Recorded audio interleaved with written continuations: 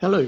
So we looked at the magic sentence, which is just a tool to show that, you realize the director's making some very specific decisions about what is on the screen, everything you hear, everything you see. And it's just a way of framing that, really. And we're going to use that with our close viewing of visual text, but we're going to use it with our external as well. So if I'm just going to click on this link because we've got a slightly bigger version here. And we've got a whole lot of starters. Okay, we've got the director, the filmmaker, is actually incorrect. It should be Jacob Aaron Estes. And Estes. Now, when you start off, you could say the director, Jacob Estes, and then thereafter refer to him as Estes. We don't use his full first name. It doesn't seem to be the done thing. Okay, chooses, uses, manipulates, employs, extends, and we've got all these techniques. Some of them are fairly broad. Mise-en-scene, very broad. You need to be a little bit more specific when you're in the next 2 or 3 sentences.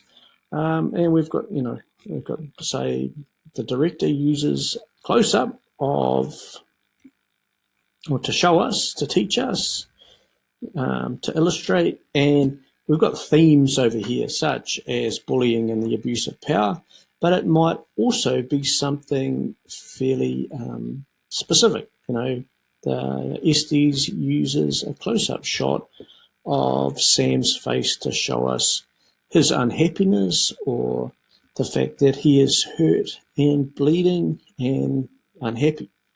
Okay, so that's how we use the magic sentence, and we're going to use that for each shot that we talk about.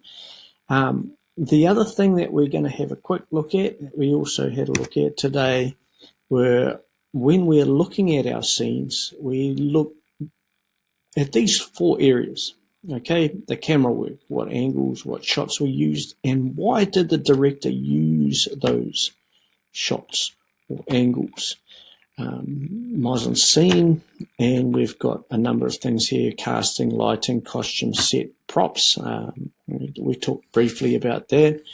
The lighting, for instance, the natural light, the darkness, the shadows, and after George's drowning.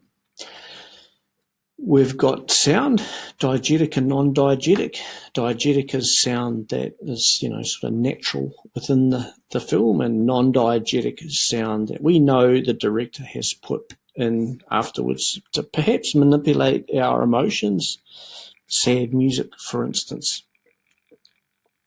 And finally, dialogue, exactly specifically what is said.